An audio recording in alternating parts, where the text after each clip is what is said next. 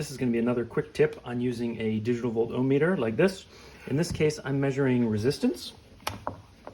And as some of you may know, it's a good idea to do a quick check with your leads to make sure you don't have a bunch of extra resistance inside of your test equipment. In this case, 0.2 ohms. I'm happy to live with that. I'm checking the resistance of this shift solenoid from a transmission. And so let me just get this set up really quick.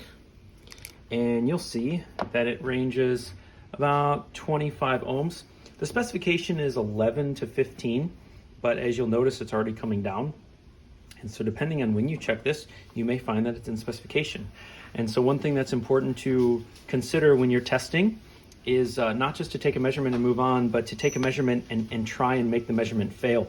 Sometimes tapping on something with your finger or a screwdriver can cause vibration, which can cause failures. And so you may want to tap on this, like so. Let's see if it does anything. No, it doesn't do anything.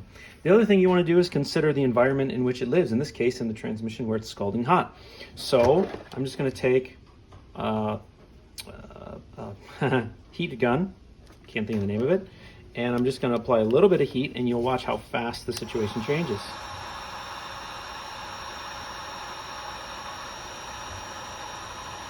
All of a sudden it's out of specification, and a little bit more, and we're already into kilo ohms.